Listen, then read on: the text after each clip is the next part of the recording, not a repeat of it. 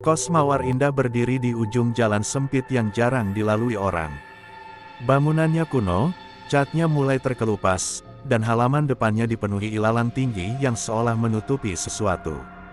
Tidak ada yang tahu persis kapan kos itu dibangun, tapi cerita yang beredar di sekitar warga menyebutkan bahwa dulunya itu adalah rumah janda tua yang meninggal mendadak dalam keadaan misterius.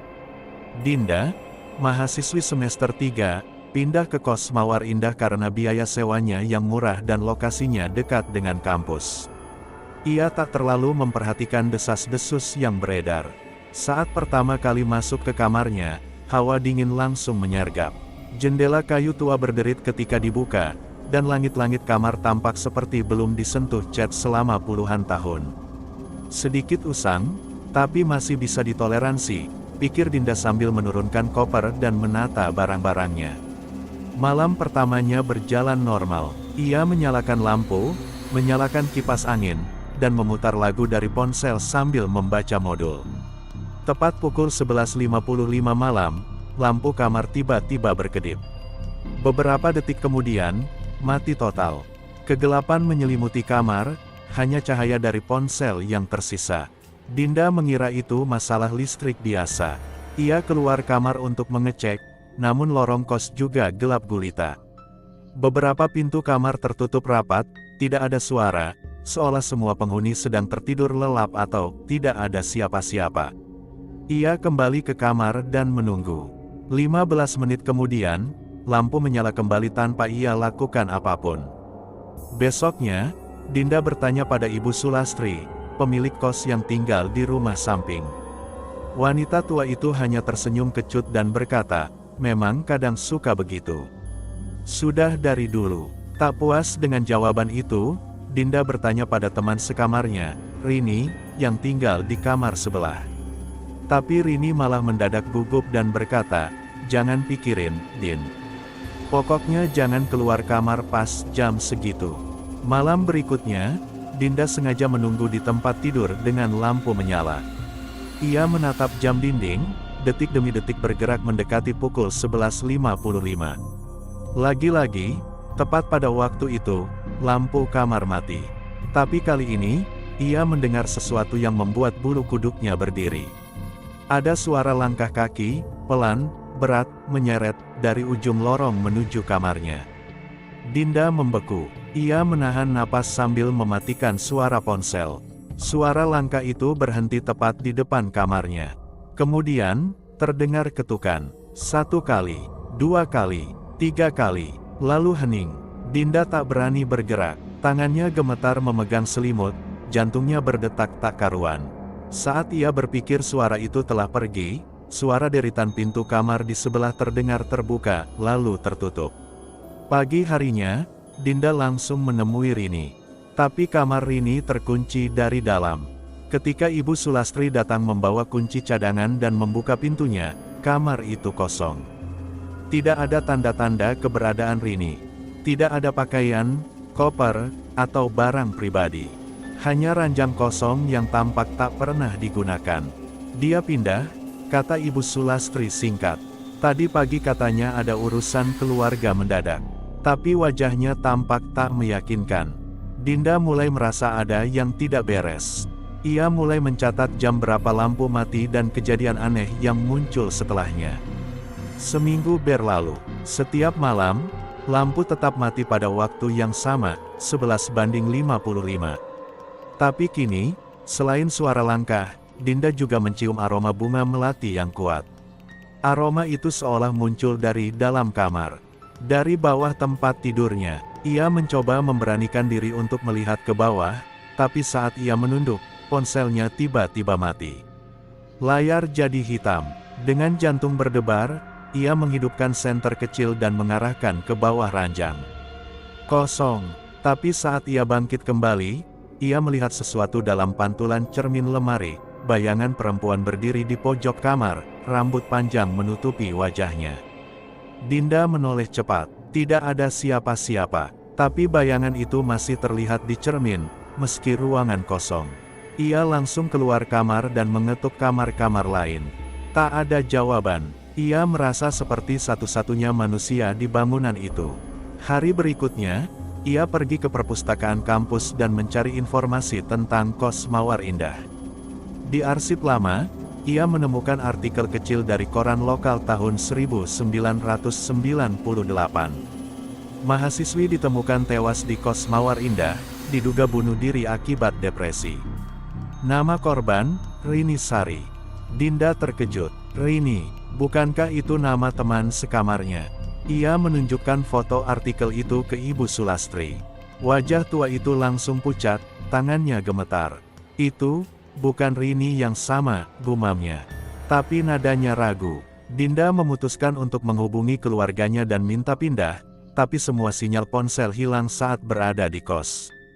Ia mencoba keluar untuk ke warnet, tapi gerbang kos terkunci dari luar. Ia mencoba memanjat pagar, tapi tangan dan kakinya seperti lumpuh saat mencoba bergerak. Malam itu, Dinda memutuskan untuk tidak tidur. Ia duduk sambil memegang senter dan menunggu jam 11.55. Saat lampu mati, suara langkah datang lagi. Tapi kali ini, lebih cepat, lebih dekat, lebih berat. Suara itu berhenti di depan kamar Dinda, lalu gagang pintu berputar perlahan, dan terbuka. Dinda mengarahkan senter, tapi tak melihat siapapun. Hanya lorong gelap yang sunyi. Ia menutup pintu cepat-cepat dan menguncinya. Tapi, suara napas berat terdengar dari balik pintu lemari. Ia meraih gagang lemari dengan tangan gemetar, lalu membukanya perlahan. Tidak ada siapa-siapa, tapi seluruh pakaian dalam lemari basah dan berbau tanah. Saat ia menoleh ke ranjang, bayangan perempuan itu berdiri di sana. Kali ini jelas, rambut panjang menutupi wajah, gaun putih sobek, dan kaki tak menyentuh lantai. Rini, Dinda berbisik tanpa sadar. Sosok itu mengangkat kepala perlahan, dan wajah hancurnya terlihat setengah mengelupas seperti daging busuk. Dinda berteriak dan lari keluar kamar, menabrak meja dan jatuh di lorong. Tapi lorong itu, kini tampak berbeda. Lebih panjang, lebih gelap, dan pintu-pintu di kiri kanan perlahan terbuka satu persatu. Dari setiap pintu, sosok-sosok perempuan muncul. Wajah mereka semua rusak, dengan mata kosong dan senyum menyeringai. Dinda merangkak mundur, mencoba kembali ke kamarnya, tapi pintunya menghilang. Hanya dinding kosong yang kini berdiri di tempat pintu semula. Ia menjerit, tapi tidak ada suara keluar dari mulutnya. Seolah suaranya diserap oleh lorong yang kini berdenyut seperti makhluk hidup. Lalu, satu suara terdengar, pelan dan tajam, seperti bisikan dari balik kubur, "Jangan pernah nyalakan lampu lagi." Lampu menyala kembali pukul 12.10 malam. Kos tampak normal, tapi kamar Dinda kosong. Tak ada barang, tak ada koper, tak ada tanda bahwa ia pernah tinggal di sana. Pagi setelah insiden mengerikan itu, kos Mawar Indah tampak seperti biasa. Matahari menyinari dinding kusamnya, suara burung terdengar dari pepohonan sekitar, seolah malam sebelumnya tidak pernah terjadi apa-apa. Tapi kamar Dinda kosong, tidak ada jejak barang-barangnya, bahkan sprei tempat tidurnya sudah tertata rapi seperti belum pernah disentuh. Ibu Sulastri, pemilik kos, berdiri di depan pintu kamar itu sambil memandangi ruangan dengan wajah datar. Ia menggumam, "Satu lagi." Sementara itu, di jalan sempit menuju kos, seorang mahasiswa baru bernama Arga berjalan sambil menyeret koper besarnya. Arga baru saja pindah kuliah ke kota itu, dan melalui grup mahasiswa ia mendapat info tentang kos Mawar Indah. Murah dan dekat kampus. Ia mengetuk pintu depan kos, dan Ibu Sulastri menyambutnya dengan senyuman dingin. "Silakan masuk, Nak. Kamu dapat kamar yang kosong barusan." Arga tidak menyadari bahwa kamar itu dulunya milik Dinda. Kamar itu tampak bersih, tapi aroma melati samar tercium begitu ia membuka pintu. Ia menganggapnya sebagai pengharum ruangan. Malam pertama Arga berlalu tenang. Ia terlalu lelah untuk memikirkan apapun. Ia tidur dengan lampu menyala, seperti kebiasaannya sejak kecil. Tapi pada malam kedua, hal aneh mulai terjadi. Saat jarum jam mendekati pukul 11.55, lampu kamarnya mulai berkedip. Arga mengira ada korsleting, lalu bangkit untuk mengecek saklar. Sebelum sempat menyentuhnya, lampu padam total. Lorong di luar pun sunyi. Ia membuka pintu kamar dan melongok keluar. Lorong itu tampak lebih panjang daripada yang ia ingat. Ujung lorong tertutup kabut tipis, dan entah bagaimana, suasana mendadak dingin seperti berada di dalam lemari es. Tiba-tiba, suara langkah pelan terdengar dari balik kabut. Suara seretan, seperti kaki telanjang yang terseret di lantai kayu. Arga memundurkan tubuhnya, menutup pintu, dan menguncinya. Tapi suara itu mendekat, dan berhenti tepat di depan kamarnya. Ketukan pelan, 3 kali. Lalu, suara bisikan, "Dinda, buka pintunya." Arga membeku. Ia tidak kenal siapapun bernama Dinda. Ia berusaha menelepon temannya, tapi ponselnya tidak ada sinyal. Bahkan jam digital di ponselnya berhenti di pukul 11.55. Ia menunggu dalam gelap, duduk bersandar pada lemari, senter ponsel di tangan, jantung berdegup kencang. Ketika lampu kembali menyala pukul 12.10, ia memeriksa lorong. Semuanya tampak normal, tidak ada kabut, tidak ada suara. Besok paginya, ia bertanya kepada penghuni lain, tapi sebagian besar menghindar dan menutup pintu. Hanya satu yang bicara, pria kurus bernama Seno. "Kalau kamu dengar suara itu lagi, jangan jawab. Dan jangan keluar kamar." Suaranya bergetar. Arga penasaran. Ia mulai mencari informasi tentang Dinda, Rini, dan kos Mawar Indah. Di warnet kampus, ia menemukan artikel tua seperti yang Dinda temukan. Nama-nama yang sama, tanggal-tanggal kematian yang berbeda, pola yang sama, mahasiswi baru, kamar yang sama, hilang tanpa jejak. Ia bahkan menemukan forum daring yang membahas kos Mawar Indah. Ada satu komentar yang membuatnya merinding, "Kalau kamu dapat kamar paling ujung kanan, jangan bertahan sampai malam ke-7. Kamu tidak akan bisa pergi lagi." Arga pulang ke kos dengan pikiran kacau. Ia hendak mengemasi barang dan pergi, tapi begitu masuk ke kamar, semua jendela tertutup rapat dan tidak bisa dibuka. Ia mencoba membuka pintu depan kos, tapi gagangnya patah di tangannya. Ia terkurung. Malam keempat, ia tidak menyalakan lampu sama sekali. Ia duduk dalam gelap, berharap bisa menghindari kejadian mengerikan itu. Tapi jam tetap menunjukkan pukul 11.55, dan suara langkah itu tetap datang, lebih dekat, lebih berat. Kali ini, selain langkah, terdengar suara tangisan perempuan. Lirih dan penuh putus asa. Arga tak tahan. Ia membuka lemari dan bersembunyi di dalamnya sambil menutup mulut. Dari celah pintu lemari, ia melihat pintu kamarnya terbuka sendiri, perlahan, dan sosok perempuan masuk. Rambut panjang menutupi wajahnya, gaun putih kotor melambai saat ia melayang, bukan berjalan. Sosok itu berdiri menghadap cermin lemari, dan Arga menyaksikan wajahnya, setengah hancur, penuh luka, seperti terbakar. Perempuan itu menatap langsung ke arah lemari, lalu tersenyum. "Kamu, belum waktunya," bisiknya. "Pingsan." Arga terbangun pagi hari di lantai, mulutnya berbau bunga melati. Ia memutuskan untuk menghubungi seorang ustaz yang dikenal menangani kasus mistis. Ustaz Dharma, yang tinggal 2 blok dari kos itu. Ustaz Dharma datang malam itu membawa air doa dan tasbih. Ia membaca ayat-ayat suci di kamar Arga. Tapi saat jam menunjukkan pukul 11.55, lampu tetap mati. Lebih cepat dari biasanya. "Ini bukan jin biasa," gumam sang ustaz. "Ini semacam tempat penyimpanan roh yang tidak pernah tenang." Dari balik dinding, terdengar suara ketukan. Tapi kali ini, dari dalam tembok. Tembok kamar Arga bergetar pelan, seolah ada sesuatu yang mencoba keluar. Retakan muncul, dan samar-samar, suara bisikan banyak orang terdengar, seperti doa-doa, atau rintihan. Ustaz Dharma menyuruh Arga keluar. Tapi pintu tak bisa dibuka. Paku-paku muncul di sisi engselnya, seperti ditanam oleh kekuatan tak terlihat. Tiba-tiba cermin lemari retak. Dan dari retakan itu, muncul tangan wanita kurus, menjulur perlahan ke arah Arga. Ustaz Dharma membaca doa keras-keras, melemparkan air doa ke arah cermin. Jeritan nyaring menggema, dan semua lampu kembali menyala. Tapi ketika Arga dan Ustaz melihat ke lemari, tak ada cermin. Hanya dinding tembok polos. Dan di sana, tertulis dengan darah, "Kamu sudah melihat, kamu tidak akan keluar." Arga tidak tidur semalaman. Tulisan berdarah di dinding itu terus terbayang di matanya, seakan berdenyut pelan, hidup, dan menatap balik padanya. Ustaz Dharma duduk bersila di sudut kamar, membaca ayat suci dengan suara pelan. Namun tatapannya kosong, bibirnya gemetar. Ia tahu, kekuatan yang ada di kos itu bukan sekadar gangguan.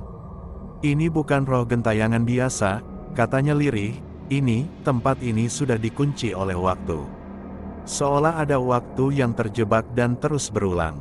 Arga menatap jam dinding yang retak. Jarumnya tidak bergerak sejak pukul 11.55. Jam digital di ponselnya juga tetap di waktu yang sama, bahkan setelah pagi datang. Tapi anehnya, dari luar jendela, sinar matahari terlihat seperti biasa. Jalanan di luar pun sesekali terdengar, seolah dunia berjalan normal, hanya tidak untuk kamar itu. Mereka memutuskan untuk meninggalkan kamar tersebut. Tapi saat membuka pintu, lorong di depan bukanlah lorong biasa. Bentuknya lebih sempit, lebih panjang, dan lampu-lampunya meredup seperti akan padam. Ustaz Dharma membaca doa dan menaburkan air suci di lantai. Setiap tetes mengenai ubin, terdengar suara gemeretak halus, seperti daging yang dibakar. Mereka melangkah perlahan. Dinding lorong terasa hidup, bergetar halus, dan sesekali terdengar suara tangisan anak kecil, kemudian tawa wanita tua, lalu hening kembali. "Tempat ini, bukan cuma dihuni satu makhluk," bisik Ustaz Dharma. "Tapi energi yang terserap dari banyak korban." Saat mereka hampir mencapai ujung lorong, sebuah pintu terbuka perlahan di sisi kanan. Di dalamnya, kamar gelap menyambut mereka dengan aroma tanah basah dan darah kering. Di tengah ruangan, duduk seorang wanita. Rambutnya panjang menutupi wajah, dan gaun putihnya penuh noda hitam. Tapi tubuhnya, tampak setengah transparan. "Dinda," Arga spontan berbisik. Ia mengenali wajah yang pernah dilihat di artikel berita. Wanita itu tidak menjawab. Ia mengangkat kepala pelan, menatap mereka dengan mata hitam pekat, lalu berkata, "Waktu kami tidak pernah maju, dan kalian bagian dari kami sekarang." Tiba-tiba, pintu menutup sendiri. Ustaz Dharma membaca doa dengan suara keras. Tubuh Dinda menghilang perlahan seperti kabut yang terserap ke lantai. Saat mereka mencoba membuka pintu, tak ada pegangan. Hanya dinding.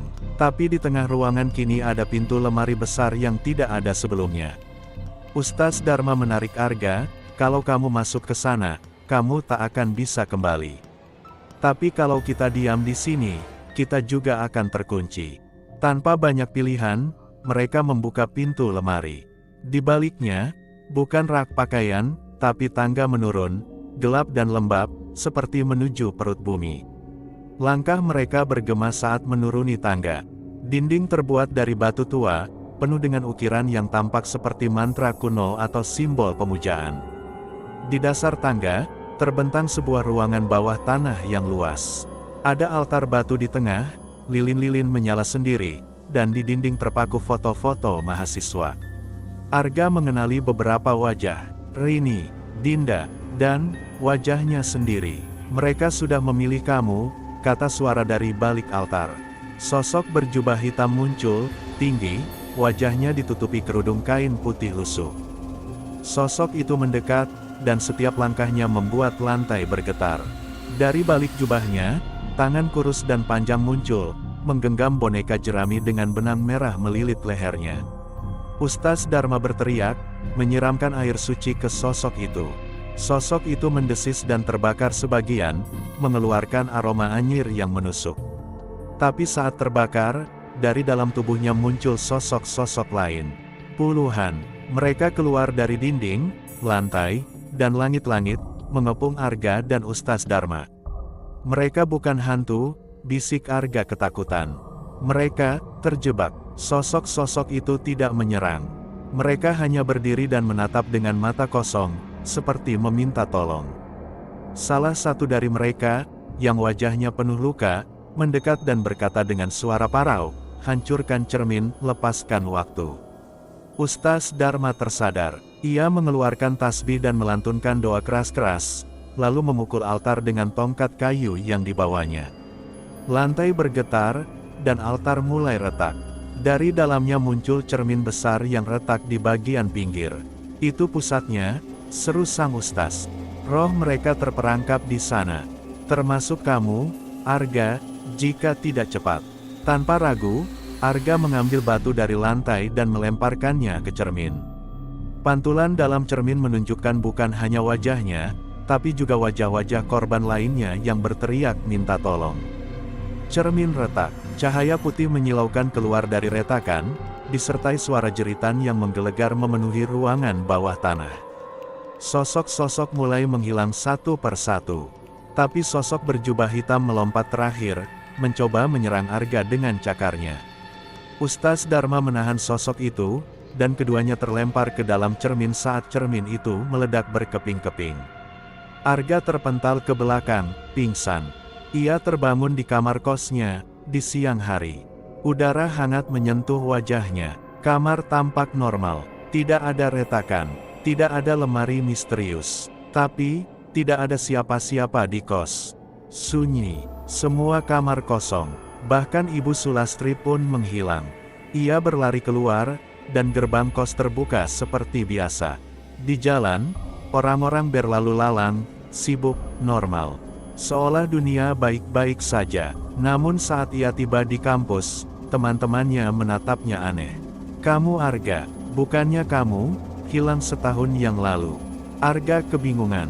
Ia membuka ponselnya. Tanggal menunjukkan tanggal 4 Juli tahun 2026. Setahun lebih dari saat ia pertama kali masuk kos Mawar Indah. Ia mencoba kembali ke kos itu. Tapi bangunannya sudah rata dengan tanah. Hanya rumput liar tumbuh di sana. Di depan pagar berdiri papan, tanah milik pemerintah. Dilarang masuk. Ia bertanya pada warga sekitar. Seorang bapak tua berkata, itu kos udah dibongkar dari tahun lalu. Banyak yang hilang di sana. Katanya tempat arwah tertahan. Arga tak bisa berkata-kata. Ia tahu dirinya telah kembali, tapi tidak utuh. Setiap malam, pukul 11.55, lampu di kamarnya tetap berkedip. Dan kadang, ia melihat bayangan di cermin. Bukan dirinya, tapi wajah Ustaz Dharma, menatapnya dalam diam. Ia mencoba menghancurkan cermin itu, tapi selalu muncul kembali keesokan harinya. Seolah tak bisa dihancurkan sepenuhnya. Suatu malam, ia menulis seluruh kejadian ini dalam jurnal. Di halaman terakhir, ia menulis, "Jika kamu membaca ini, jangan pernah menginap di tempat yang lampunya padam jam 11.55. Lalu, ia menghilang dari kontrakan barunya seminggu kemudian. Barang-barangnya tertata rapi, tidak ada jejak perlawanan, hanya sisa aroma melati samar di udara. Polisi tidak menemukan bukti apapun. Kasus ditutup sebagai hilang tanpa jejak. Jurnal itu ditemukan oleh mahasiswa baru yang menempati kamar Arga setelahnya. Ia membacanya, dan tertawa kecil. Ah, cerita horor. Malam itu juga, tepat pukul 11.55, lampu kamarnya mati. Dan dari arah lemari, terdengar ketukan 3 kali. Kos bukan hanya tempat tinggal. Kadang, ia adalah pintu ke dunia yang tak mengenal waktu.